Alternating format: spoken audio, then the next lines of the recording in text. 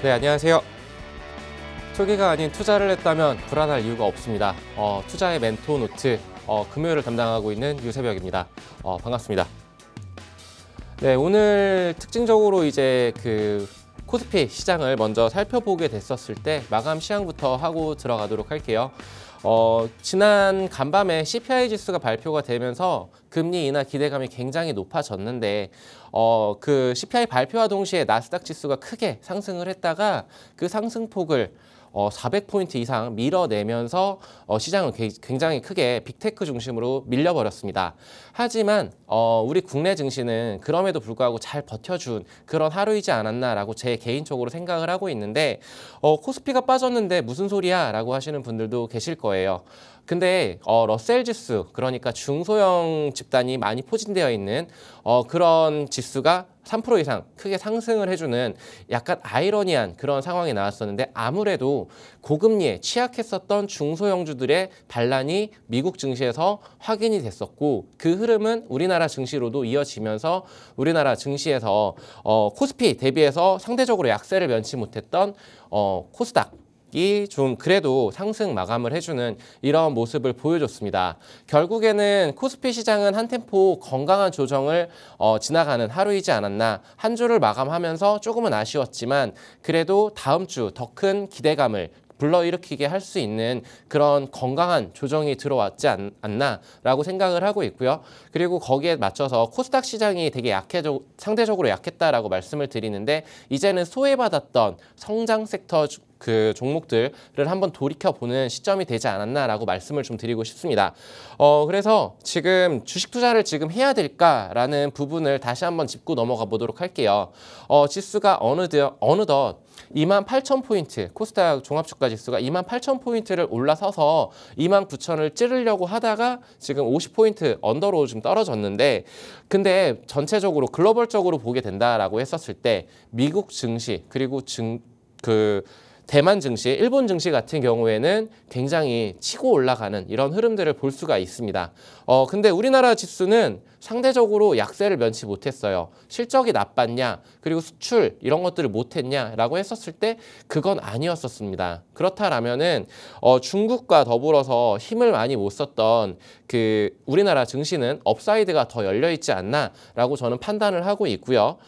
그리고 이제 거기 안에서 이제 시장의 키워드는 아무래도 미국 증시에서 출발했던 이 AI 열풍, 여기에 우리나라 증시도 반도체 업황이 고개를 들어주면서 삼성전자와 SK 하이닉스를 필두로 한 이런 반도체 중소기업들이 저는 턴어라운드 할 수 있을 것이다 라고 보고 있습니다. 그 이유는 지난주에도 말씀을 드렸다시피 삼성전자의 잠정 실적 발표가 굉장히 좋았었고, 본 실적에서 어떻게 될지 모르겠지만 대만의 TSMC 같은 경우에도 굉장히 호실적을 올려놨어요.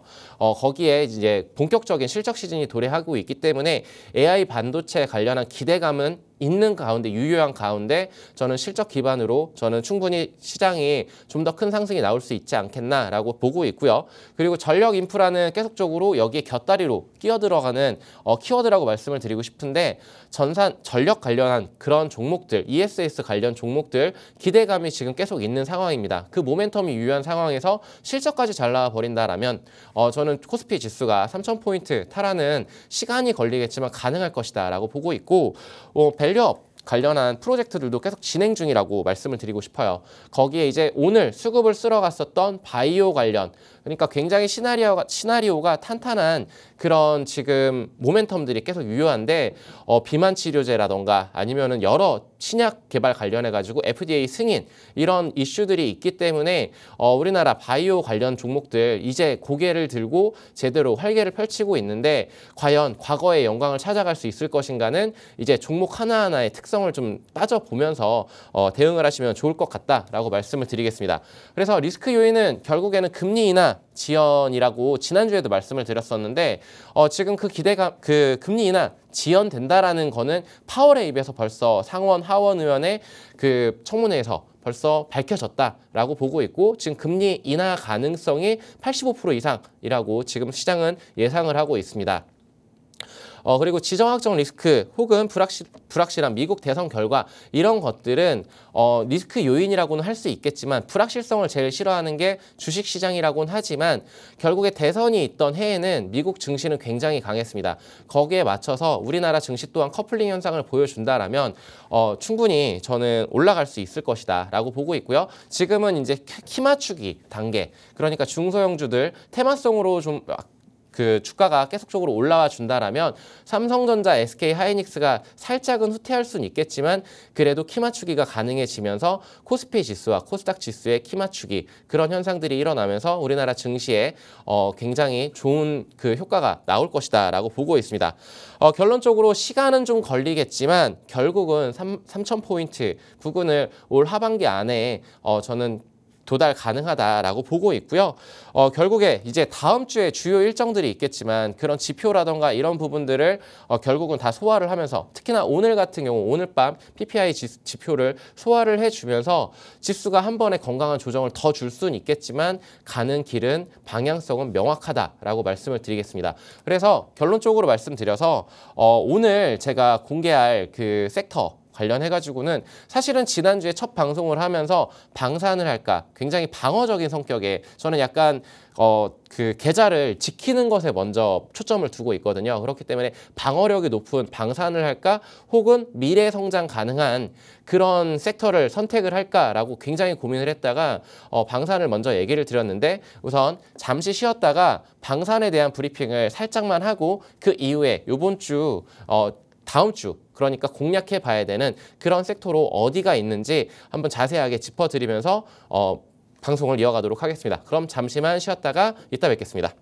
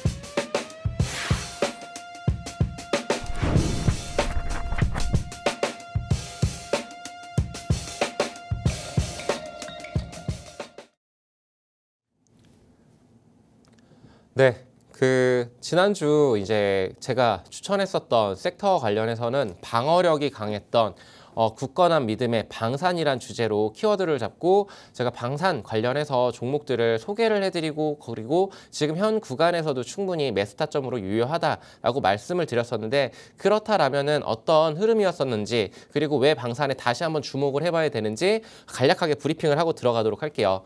지난 시간에도 앞서 말씀을 드렸었지만 전 세계 안보에 대한 불안이 확대되고 있고 그리고 루마니아 계약을 체결을 했죠. 하나 에어로스페이스에서.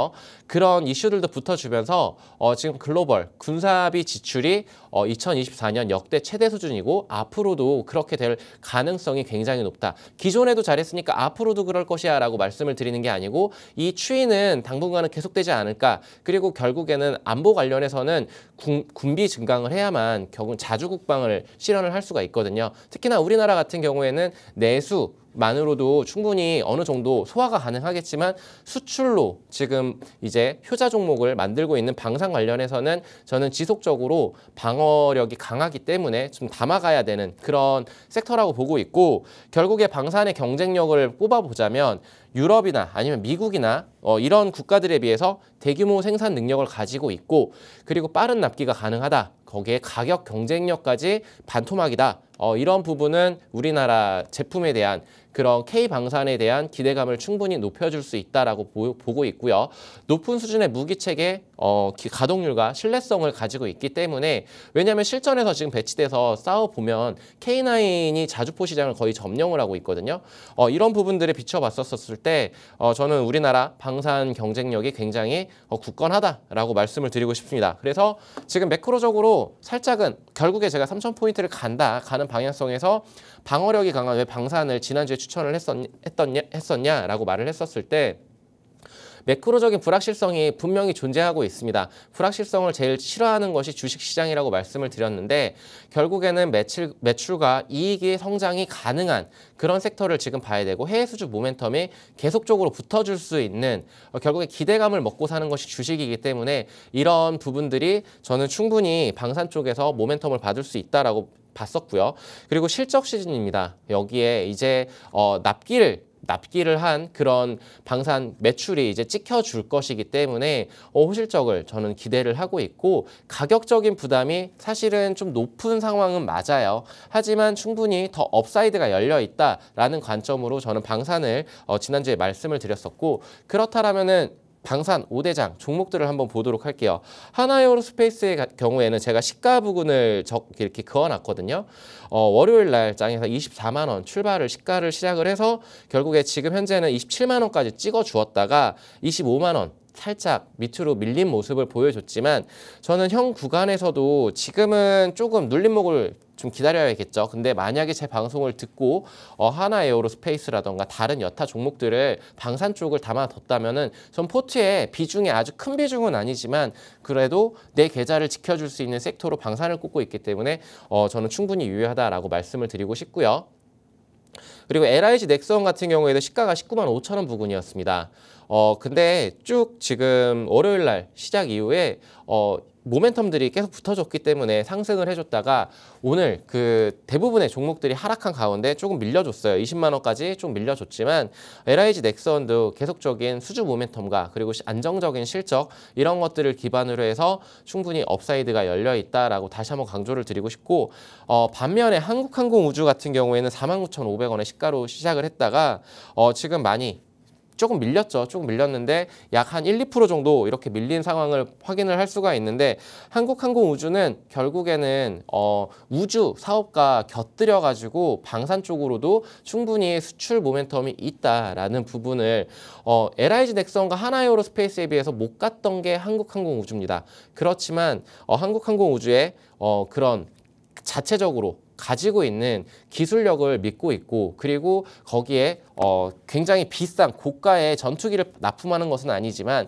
그래도 중소형 전투기 관련해서는 한국항공우주가 굉장히 가격적인 메리트도 있고 충분히 인도네시아라던가 아니면은 동남아 국가들로 혹은 중동으로 수출이 가능하다라는 부분들을 좀 부연 설명으로 좀 드리도록 하겠습니다.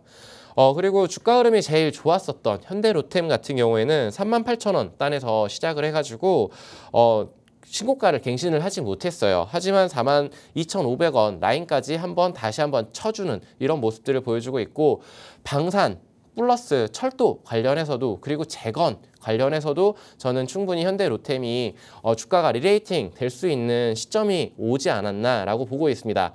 그래서 실적도 실적이겠지만 얘는 사업 분야가 다각화돼 있잖아요. 철도 관련 그리고 거기에 방산 관련해서 그러면은 여기에서 추가적으로 실적까지 잘 찍혀주게 된다라면은 저는 충분히 그 이상의 업사이드가 충분히 가능하다라고 보고 있습니다. 현대로템 관심 있게 지켜봐 주셨으면 좋겠고 그리고 하나시스템도 18,000원에서 시작했던 이 부분이 2만 원까지는 가지는 못했지만 그래도 충분히 상승이 나왔다가 지금 조정이 살짝 들어왔지만 결국에는 제가 말했었던 시점 이후에 상승 흐름은 유효하다라고 말씀을 드리겠습니다.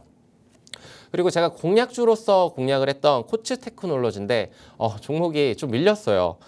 제가 제시했던 그 라인이 23,600원 부근이었는데 지금은 주가가 조금 밀렸습니다. 그러면서 단기 이평선들이 지금 21선을 하락 돌파를 하려면서 데드크로스가 날려고 하는데 그럼에도 불구하고 저는 121선 그러니까 21,000원 라인 부근을 지켜준다라면 충분히 저는 이 종목이 LIG 넥스원과 그리고 아니면 하나에어로스페이스라던가 이런 종목들과 키를 맞춰가면서 충분히 올라올 수 있다라고 보고 있습니다. 그 이유는 소형 종목들을 중소형 종목들, 스몰캡 종목을 제가 좋아하진 않지만 기술력으로 그리고 그 컴퓨팅 시스템을 가지고 있기 때문에 저는 충분히 매출로도 보여줄 수 있는 기업이라고 다시 한번 소개를 드리면서 이 종목의 주가 흐름을 AS를 계속 해드리면서 말씀을 드릴 테니까 톡방에 들어오셔서 보시면 충분히 투자 인사이트를 받아가실 수 있지 않겠나라고 말씀을 좀 드리도록 하겠습니다. 자, 그렇다면은 이번 주 어떻게 그 다음 주를 준비를 해야 되나 제가 말씀을 드려야 될 것 같은데, 저는 사실 지난주에 방산을 얘기할 때는 방어력이 강하기 때문에 될 것 같다라고 했는데, 사실은 로봇을 데리고 올까라고 굉장히 고민을 많이 했었어요. 실적 시즌에 무슨 로봇이야, 실적도 안 좋은데 라고 생각을 하시는 분들도 많겠지만 미래 성장 동력이 가능한, 그러니까 앞으로 미래 먹거리 사업에서 기업들이 AI와 접목을 하고 있는 이 로봇 관련한 기업들은 우리가 포트에 무조건 담아둬야 되지 않나 라고 보고 있고요. 그리고 금리 인하가 진행이 되면은 결국에는 성장주들이 탄력을 받을 수밖에 없는 여건이 만들어집니다. 그렇다라면은 테마성으로 움직였던 이 로봇이 이제는 장기적인 추세를 타고 10배거가 과연 될 수 있을까를 봤었을 때 저는 그거를 작년에 지켜봤었거든요. 레인보우 로보틱스라는 종목이 2만 원단에서 20만 원 이상, 결국에는 삼성향 그 이슈가 붙어주면서 큰 상승이 나왔는데 10배거가 되었었습니다. 그렇다라면은 제가 마지막에 공략할 공략주 같은 경우에 좀 잘 지켜봐 주시고, 로봇 산업이 지금 어떻게 변화하고 있는지, 왜 우리가 로봇을 주목해야 되는지에 대해서 먼저 설명을 드리겠습니다. 자, 먼저 산업적으로 보면은 로봇은 외부 환경을 스스로 인식하고 상황을 판단하는, 그리고 자율적으로 동작하는 기계 장치를 의미하는데, 최근에는 식당에 가면은 서빙 로봇 같은 것을 많이 보실 수가 있을 거예요. 실생활에서도, 그리고 뭐 에버랜드라던가 이런 큰 쇼핑몰 이런 데를 가면은 기계가 커피를 만들어서 바로 주는 서빙 로봇, 그리고 커피 머신 로봇, 이런 것들도 많이 확인을 하실 수가 있는데 실생활에 많이 침투를 하고 있습니다. 근데 광의의 로봇을 살펴보게 되면은 드론이라던가 자율주행, 그리고 뭐 개인용 이동수단, 이런 것들도 로봇의 한 축에 속하거든요. 자, 근데 로봇은 역사까지 제가 들고 와봤는데, 로봇의 시작은 1959년 로봇 공학의 아버지 트볼 엥겔버거가 개발을 했습니다. 이 1960년도부터 세계 최초 로봇 제조회사인 유니메이션이 설립되면서 시작이 됐다라고 보시면 될 것 같은데, GM이 1961년 최초의 산업용 로봇을 설치를 했고, 1969년에 로즈타운 공장에 스폿 용접 로봇을 설치를 하면서 용접 자동화가 90% 이상을 차지하게 됩니다. 자동차 뭐 이렇게 뉴스를 보게 되면은 자동차 공장들 비춰주게 되면은 이런 사진들을 보실 수가 있을 거예요. 이런 화면들을 보실 수가 있을 텐데, 용접 자동화 이런 로봇들이 많이 지금 산업군에 침투를 하고 있고, 1980년대까지는 아무래도 로봇을 포함해서 공작기계 생산국이었는데, 미국이 지금은 이제 일본과 독일을 추월을 해서 미래 먹거리로서 계속적으로 투자를 하고 있고, 특히나 구글 같은 경우에 뭐 테슬라는 말할 것도 없고, 그리고 엔비디아도 마찬가지고, 마이크로소프트도 마찬가지고, 로봇 관련해 가지고 AI 모델을 범용화에 굉장히 많은 R&D 비용과 시간을 투자하고 있다라는 부분은 우리가 주목을 해봐야 된다. 결국에 산업의 방향성은 명확하다라고 볼 수가 있겠고요. 로봇 산업에 대한 관심은 계속 지속 중입니다. 삼성전자에서도 그랬고, LG전자, 그리고 현대차에서도 지금 로봇 관련해가지고 계속 이슈, 모멘텀이 붙어주고 있는데, 대기업들의 로봇 사업 참여와 그리고 정부의 지원 사업이 계속적으로 진행 중이기 때문에 미국과 중국의 로봇 패권을 둘러싼 경쟁 양상이 뚜렷한 현 상황에서 한국 기업들이 과연 경쟁력을 가질 수 있을 것인가, 이런 부분들을 체크해 봐야겠죠. 근데 그 일본이 아무래도 지금 전 세계 글로벌적으로 지금 로봇 산업에서 영향력은 어마어마합니다. 일본이 아무래도 급격한 고령화 사회에 발맞춰서 1965년 총 인력이 40% 감소한다는 전망이 따라주면서, 그리고 전통적인 강자였던 일본에서는 산업용 로봇 및 정밀 부품을 굉장히 계속적으로 공들여 왔었고, 뭐 화나기라던가 가와사키, 미쓰비시, 야스카와 이런 기업들이 시장을 선도하고 있다라고 알아주시면 될 것 같고, 이 로봇 산업이 일본이 성장한다고 글로벌적으로 성장한다라고 말씀을 드리는 것이 아니고, 일본이 시장을 굉장히 독점을 하고 있는 상황 속에서 유럽 또한 마찬가지로 노르웨이, 1969년 노르웨이 최초 상업용 페인팅 로봇이 개발이 됐었고 71년에는 벤츠가 유럽 최초 용접 이송 라인을 구축을 했었고 그리고 75년 ABB가 최대 가반하중 60kg의 산업용 로봇을 개발한 이력이 있습니다. 이런 기술력을 바탕으로 유럽 또한 굉장히 지금 기술적으로 굉장히 완성도 높은 그런 기술력을 가지고 있는데 중국을 살짝 옆으로 글로벌적으로 한번 훑어보고 갈게요. 중국 같은 경우에는 산업 로봇 설치 대수가 전 세계의 1위입니다. 아무래도 전 세계 공장이다 보니까 이렇게 로봇 설치가 압도적인 1위를 할 수밖에 없을 텐데요. 중국 경제의 핵심 성장 동력이라고까지 표현을 할 만큼 중국이 산업용 로봇 설치 대수가 압도적이에요. 근데 우리나라를 보게 됐었을 때 근로자 1만 명당 산업용 로봇 도입 대수는 1위입니다. 이거는 과거의 자료이긴 하지만 그래도 10,000명당 900대 이상의 산업용 로봇이 설치되어 있다. 근데 최근에 어떤 이슈가 있죠? 삼성전자에서 공장, 휴머노이드 로봇을 도입하겠다. 물론 기술적으로 아직 그 완성도 높은 휴머노이드 로봇이 투입될까라는 의구심은 들 거예요. 하지만 시장의 방향성은 명확하게 로봇 산업으로 침투를 하고 있다라는 부분을 저희는 주목을 해봐야 되는데 우리나라의 기술력이 지금 현재 80% 이상 올라와 있는 상황입니다. 그러니까 기술 격차가 유럽과 일본에 비해서 2년에서 예전에는 한 3년 정도 뒤쳐졌다라고 하는데 그 격차를 빠르게 축소를 시키고 있는 상황이고 지금 정부가 굉장히 적극적으로 도와주고 있습니다.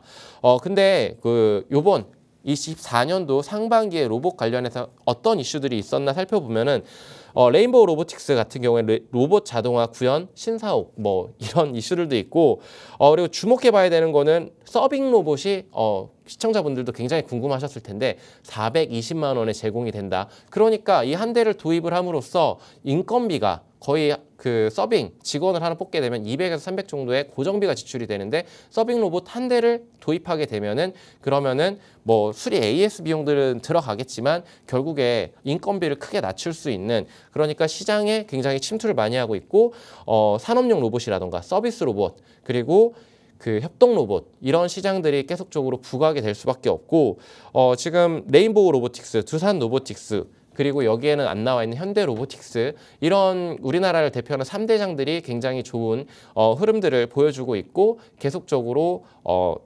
개발을 하고 있다라는 부분들을 우리는 체크를 할 수가 있습니다. 그래서 성장 방향성은 변하지 않는다라고 해서 로봇을 가지고 왔고요. 협동 로봇의 시장 규모는 가파르게 상승을 합니다. 30년도까지 거의 2배 가까운 성장을 보여준 이후에 32년도에는 압도적으로 크게 그래프가 상승을 하는 모습들을 보여줄 수가 있고 산업용 로봇 시장에서도 협동 로봇 비중이 점진적으로 계속 올라가는 우상향하는 이런 흐름들 결국에는 로봇 관련한 산업 관련해서는 의심할 여지가 없다라고 말씀을 드리고 싶습니다. 그래서 지금 23년도에는 로봇 주가들이 그렇게 힘을 많이 써주지 못했어요. 사실은 그리고 기간 조정 값이 좀 들어왔었는데 일본 로봇 수주 추이와 테라다인 자동화 부문의 매출액 추이가 보게 됐었을 때 이제는 저점을 찍고 반등을 해주는 그러니까 일본에서 수출이 지금 본격적으로 다시 개화를 하고 있고 거기에 발맞춰서 우리나라 기업들이 경쟁력이 있는 기업들이라면 이제는 다시 한번 주가가 상승 탄력을 받을 수 있겠구나라고 볼 수가 있을 것 같아요. 그래서 출하량이 계속적으로 늘어나고 있다라는 부분이 이제는 고금리 시대에 힘을 못 썼던 성장주인 로봇이 이제는 턴키를 만들었다라고 볼 수가 있을 것 같습니다. 그래서 결론적으로 말씀을 드려 인구 고령화 그리고 노동 인구가 전 세계적으로 글로벌적으로 줄어들고 있습니다. 그렇다라면은 로봇이 반드시 대항마가 될 것이고 그리고 스마트 팩토리 굉장히 많이 얘기를 하고 있죠. 이런 것들이 보급이 되면서 그리고 인공지능, 자율주행 관련해서도 이제 테슬라에서 로보택시 이 관련 이슈가 조금 지연되긴 했지만 그런 이슈들도 붙어주면서 그리고 10월 달에는 로봇, 박람회 이런 것들에 그 키포인트를 주면서 현 구간은 실적 시즌은 맞지만 실적은 잘 안 나오는 것이 로봇 섹터는 맞지만 주가 상승 모멘텀이 충분하고 하다라고 말씀을 좀 드리고 싶고 여기에서 저는 키를 이제 잡아보도록 하겠습니다. 그래서 결론적으로 시장 강자는 일본과 뭐 독일 등 이제 유럽 국가들이겠지만 우리나라가 기술력이 많이 올라왔고 그리고 거기 안에서 종목들이 지금 힘을 쓰는 종목들과 힘을 못 쓰는 종목들 그런 것들을 선별을 해야 될 텐데 섹터 내에서도 로봇 섹터 내에서도 앞으로 확실한 그런 굳건한 믿음이 있는 방산에서처럼 그런 굳건한 믿음이 있는 종목들이 어떤 것들이 있는지 잠시 쉬었다가 말씀을 좀 드리도록 하겠습니다.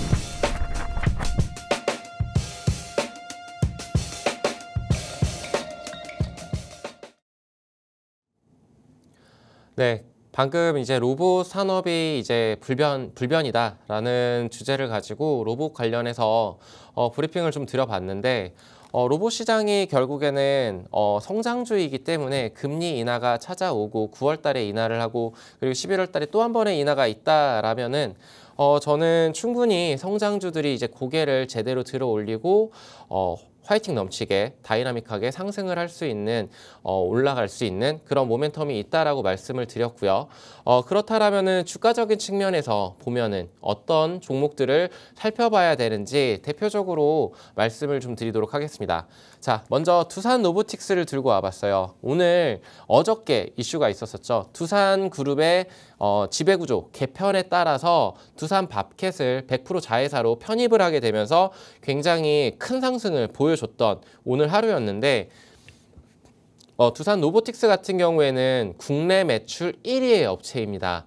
물론 적자를 면치 못하고 있고 그리고 좀 악재들도 있어요. 어떻게 보면은 두산 그룹주 관련해가지고는 실적이 잘 안 뽑혔던 이런 모습들이 있는데 두산 밥켓이라는 그러니까 실적이 정말 튼튼한 그런 건설기계 장비 회사를 데리고 왔기 때문에 저는 이제 아까도 급격한 그 인구 그 감소와 그리고 고령화 사회에 발맞춰서 건설기계 쪽에서도 무인화 시스템이 만약에 접목이 된다라면 이 두산그룹의 방향성은 지금 명확해졌습니다. 결국엔 미래 혁신적인 로봇 사업에 투자를 하겠다. 그리고 클린에너지 부분에서 두산 에너빌리티랑 두산 퓨얼셀이 계속적으로 발전을 해나가겠다. 그리고 이제 두산 테스나를 통해서 반도체 부분 관련 사업을 확실하게 진행하겠다라고 이렇게 했는데 어떻게 보면 단기적으로는 두산 에너빌리티라던가 퓨얼셀 관련해서는 두산 에너빌리티나 아니면은 밥켓 같은 경우에는 악재일 수는 있겠지만 그래도 지금 시장의 참여자들은 그리고 외국인들과 기관은 오히려 더 긍정적으로 바라보는 시선이 높습니다. 그런 상황에서 두산 밥켓 같은 경우 오늘도 상승을 이뤄줬는데 로봇 얘기를 하다가 왜 두산그룹주 얘기를 하냐라고 했었을 때 최근에 이슈가 굉장히 많았었기 때문에 그러니까 어저께와 오늘 시간에서도 많이 움직였고 오늘 주가 측면에서도 두산 로보틱스가 굉장히 다이나믹한 흐름을 보였었기 때문에 말씀을 드리는 거고, 그렇다라면은 이 두산 로보틱스를 지금 현 시점에서 우리는 관심을 가져봐야 되냐라고 물어봤었을 때 저는 관심을 가져야 된다라고 말씀을 좀 드리고 싶어요. 주가가 너무 갑자기 퉁 튀어 올랐기 때문에 지금 당장의 매수 단계로 이렇게 보는 것은 다소 부담스러울 수는 있겠지만, 이 기업 본연의 가치를 봤었을 때 북미의 현지 채널 확대를 통해서 판매량이 증가를 하고 있고, 그리고 그런 흐름들은 굉장히 긍정적이다라고 보고 있습니다. 그리고 이제 두산 바켓을 자회사로 편입을 한다 이런 이슈가 있는데, M&A에 대한 이런 기대감들도 충분히 유효하다. 만약에 여기서 로봇 관련해서 이슈가 만약에 붙어준다라면 저는 얘가 성장을 더 못할 거라는 그런 생각은 들지가 않습니다. 물론 이 주식 매수 청구권 행사 가능성으로 인해서 계약이 만약에 무효화될 수 있다라는 이런 악재성 뉴스가 뜰 수는 있습니다. 그리고 아무래도 이제 실적 시즌이다 보니까 매출이 안 좋다 이런 부분들이 시장에서 잠시 소외를 받을 수는 있겠지만, 지금 현재 주가 차트를 보게 됐었을 때 두산 로보틱스 같은 경우에는 지금 24% 이상 상승을 하는 굉장히 큰 상승이 나와줬는데, 저는 전고점이었던 12만 4천 원 그 이상을 치고 갈 수 있는 종목이라고 말씀을 좀 드리고 싶어요.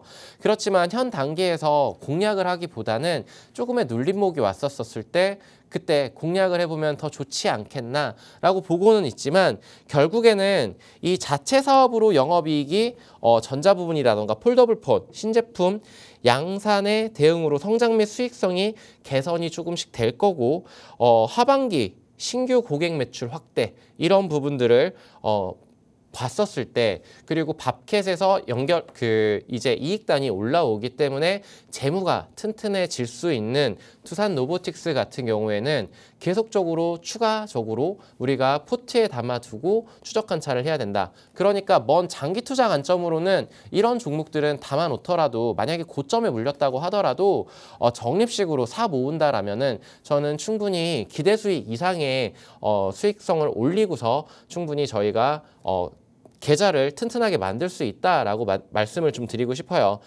결국에는 95,000원 라인 부근이 저는 매수 그 언더로 떨어지게 된다라면 매수의 적기가 오지 않았을까라고 보고 있고요. 그리고 아까도 말씀드렸다시피 테슬라 이슈라던가 혹은 10월 달에 로봇 박람회라던가 이런 일정 스케줄을 확인을 한다라면 저는 충분히 지금 두산 로보틱스 유효한 타점으로 공략이 가능하다라고 말씀을 좀 드리겠습니다. 그리고 다음으로 넘어갈 종목은 레인보우 로보틱스예요. 저의 최애 종목이었던 이 종목이 지금은 주가가 너무나 높죠. 높은데 지금 조정이 살짝 들어왔습니다. 조정이 살짝 들어왔는데 이 종목 같은 경우에는 제 방송에서는 제일 많이 강조를 했었던, 제가 제일 사랑하던 종목이다. 하나에어로와 마찬가지로 이 종목을 굉장히 2만 원과 2만 8천 원 이 밴드 안에서 공략을 해보면 참 좋은 종목이다 라고 말씀을 드렸었는데, 이 종목 같은 경우에는 기술력으로 결국에는 지금 시총이 1조가 넘어버렸습니다. 시총이 3천억 부근도 안 됐었던 이 종목을 왜 그때 당시에 주목을 했었느냐 했었을 때, 다르파라는 세계 로봇 기술 경연 대회에서 1위를 했었던 그 세계 유수의 기업들과 결어서 1위를 했던 기업이었고, 그리고 휴머노이드 관련해서 4족 보행, 2족 보행 로봇을 만들 수 있는 카이스트에서 나온 연구진들이 차린 회사인데, 이 종목에 대한 그 펀더멘탈이 굉장히 뛰어나다라고 생각을 했었고요. 그래서 레인보우 로보틱스 같은 경우에는 삼성향 이슈가 붙어주면서 삼성에서 뭐 이렇게 인수를 한다라고까지도 얘기를 하고 있는 상황 속에서 레인보우의 그 실적 전망은 점진적으로 계속 우상향하고 있습니다. 거기에 주가가 지금 벌써 선반영되지 않았나라고 생각을 하시는 분들도 많을 것 같아요. 하지만 지금의 그 상승분을 어느 정도 돌려놨다가 이제는 다시 한번 올라올 수 있는 업사이드가 충분히 더 열려있는 그런 종목이라고 말씀을 드리고 싶습니다. 아주 예전처럼 다이나믹하게 이렇게 큰 상승을 보여줄지는 의구심은 들 수는 있겠지만, 저는 그래도 지금 현 상황에서 16만 원 라인, 이 정도 라인이라면은 저는 충분히 공략이 가능할 수 있는 그런 종목이라고 말씀을 드리고 싶어요. 결론적으로 말씀드려서 레인보우 같은 경우에는 삼성향 기대감도 있는데 매출이 그 당시에도 흑자 전환을 성공을 했었던 기업이고, 지금 이제 삼성에서 그 자동화 그 휴머노이드 로봇들을 도입을 하게 된다라면은 모든 부분들을 만들 수 있는 레인보우 같은 경우에는 다시 한번 부각이 될 수밖에 없다라고 말씀을 드리고 싶고요. 가격적인 측면으로 봤었을 때도 지금 15만 원까지 다시 한번 밀려줄지는 모르겠습니다만 추세적으로 지금 어느 정도 이제 데드 크로스가 좀 나면서 불안한 심리를 보여주고 있긴 하지만 저는 추세적인 상승 추세가 무너지지 않았다. 지금은 약간 박스권 매매를 해도 이 종목은 충분히 가능하다라고 보고 있습니다. 그래서 충분히 20만 원까지 지켜봐도 좋을 종목이라고 다시 한번 강조를 좀 드리겠습니다. 그래서 두산 로보틱스와 레인보우 로보틱스를 말씀을 드렸는데, 저는 어떤 종목을 더 선호하냐라고 했었을 때 레인보우라고 손을 들고 싶어요. 왜냐면은 제가 너무나도 그 기술력에 반했었던 종목이고 3대장 중에 두산 로보틱스는 그 당시에 상장을 하지 않았었던 시점이었는데, 두산 로보틱스도 분명히 매력적인 종목이고 지금 현 구간에서 굉장히 기관과 외국인들의 수급을 빨아당기면서 거기에 개인 투자자들까지 지금 수급이 들어와 주면서 굉장히 강한 상승세가 나왔는데, 다음 주 한번 이 두 종목의 주가 흐름을 좀 체크를 해보면서 대응을 하면 좀 좋지 않을까라고 보고 있습니다. 자, 그렇다면은 저희 좀 쉬었다가 다음에 공략주를 좀 말씀을 드리고 지금 방송을 이어가도록 하겠습니다.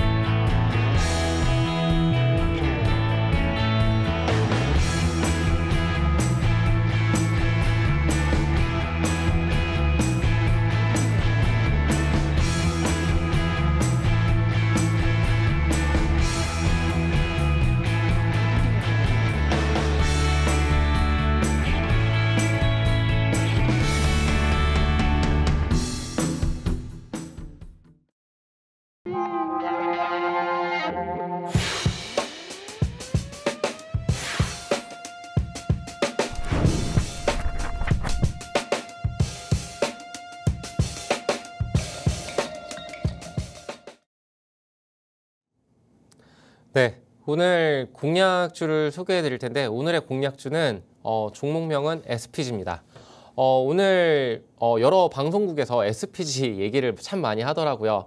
사전에 준비했었던 종목이었는데 지금 굉장히 많이 지금 주목을 받고 있습니다. 근데 레인보우라던가 저는 두산 로보틱스라던가 지금 두산 로보틱스가 아무래도 주가에 전반적인 온기를 불어넣는데 로봇 관련해가지고 기술력으로 먼저 말씀을 드리고 싶어요. SPG 같은 경우에는 국내 유일하게 모든 종류의 감속기, 정밀 감속기를 개발 및 양산할 수 있는 역량이 있습니다.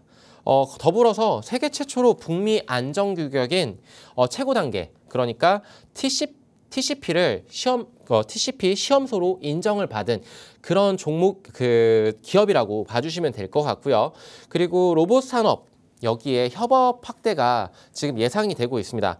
SPG의 정확한 고객처는 밝혀지진 않았지만 레인보우 로보틱스라던가 두산 로보틱스라던가 현대 로보틱스라던가 우리나라 3대장들한테 이런 계속적으로 감속기 관련한 부품들을 납품을 하고 있다.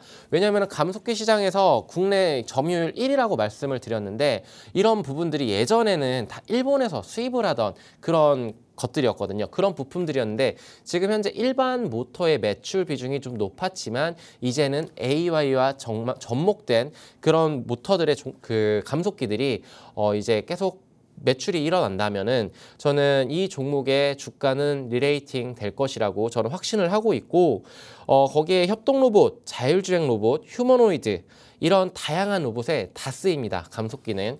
그러니까 어떻게 보면 관절이라고 생각을 해주시면 될 것 같은데, 정밀 감속기를 공급하고 있다라는 이 SPG의 이 사업 분야가 저는 아직 아직 개화하지도 못했다. 그러니까 커가는 시장 속에서 SPG라는 종목이 다시 한번 계속적으로 시장에서 주목을 받을 수 있을 것이다 라고 말씀을 드리고 싶어요.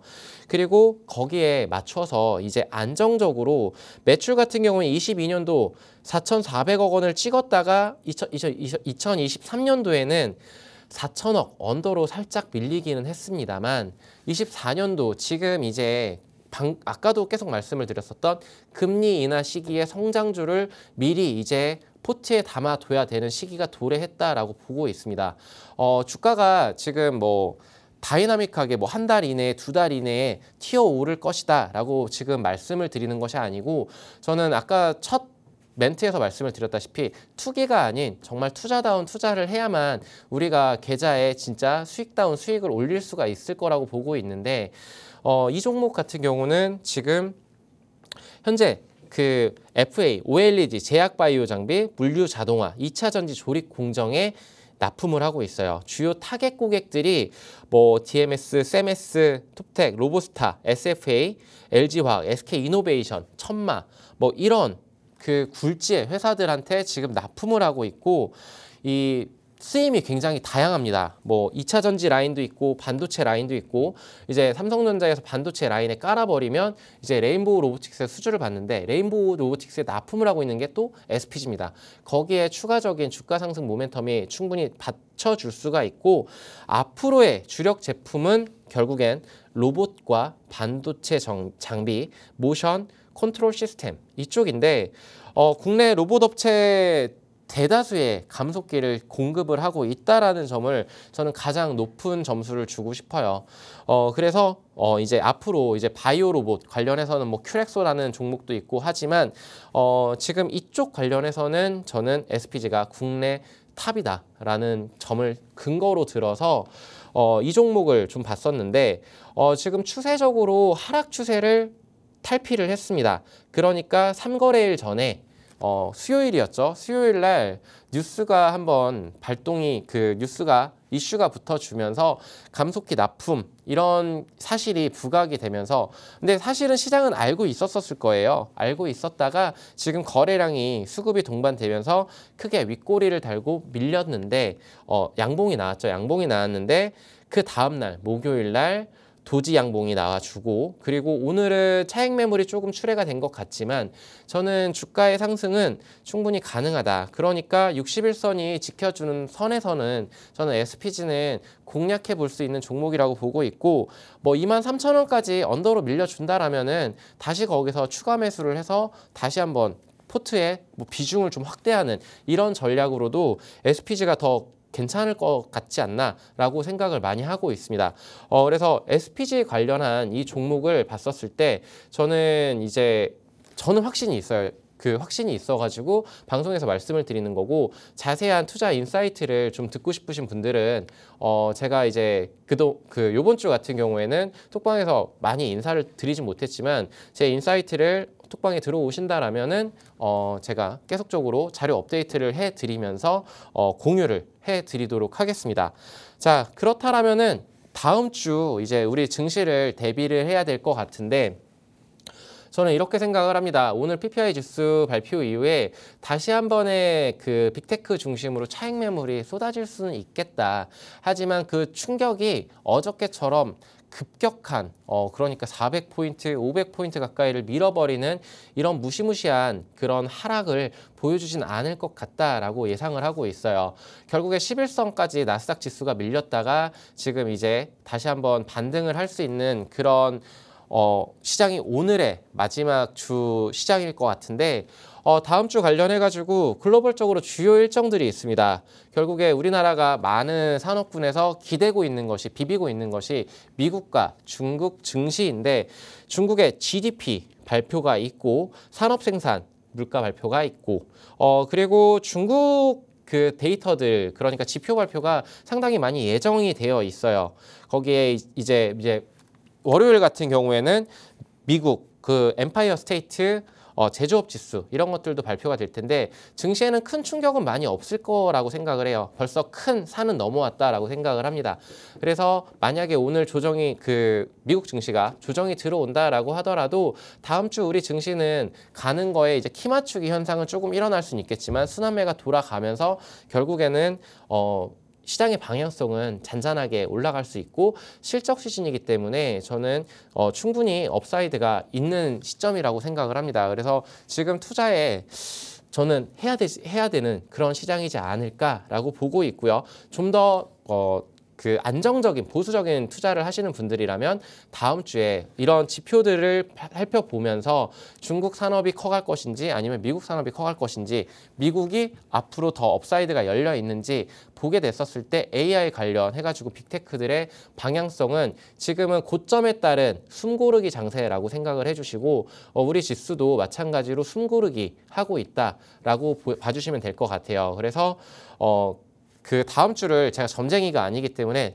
점 찍을 수는 없겠지만 무작정 달려타는 그런 매수가 아니고 그리고 그런 투자가 아니고 국내 주요 이런 일정들을 살펴보면서 해야 될 텐데 결국에 한은에서 한국은행 총재가 이제 금리 결정을 우선은 보류를 했죠. 그런데 이런 거 관련해 가지고도 지금 다음 주 국내에서는 위메이드 이런 관련 기업들의 이슈들도 있고 그리고 수출입 물가지수 및 무역지수 잠정치 이런 지표 발표도 있습니다.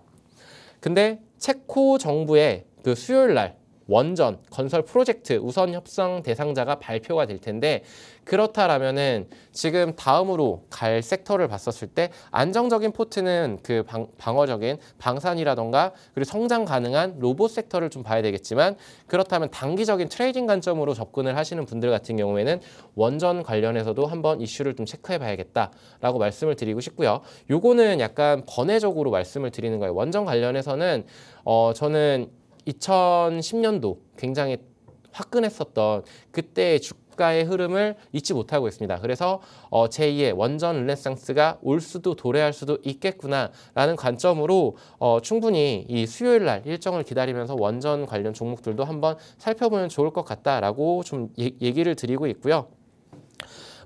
저는 그렇습니다.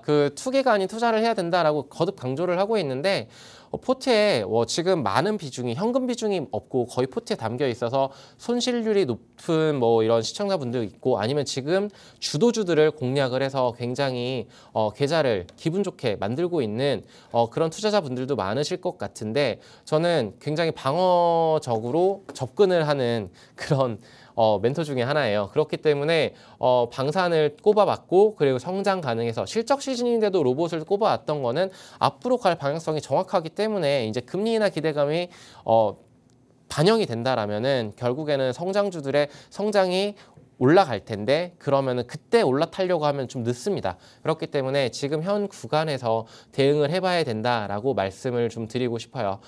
그래서 오늘 방송을 준비를 하면서 참 아이러니했습니다. 두산에 그런 이슈도 붙어주고 로봇이 갑자기 반짝하면서 떠줬는데 그 로봇 관련해서는 이슈가 계속 붙어줄 거예요. 그러면서 테마적으로 움직이는 게 아니고 산업적으로 크게 업사이드가 열려있는 산업군이라고 다시 한번 강조를 드리면서 그런 투자 인사이트 톡방에 들어오셔서 같이 공유해 가시길 바라겠습니다. 그러면은 다음 주 더 좋은 정보를 가지고 방송을 준비해서 다음 주 금요일 날 또 찾아뵙도록 하겠습니다. 네, 감사합니다.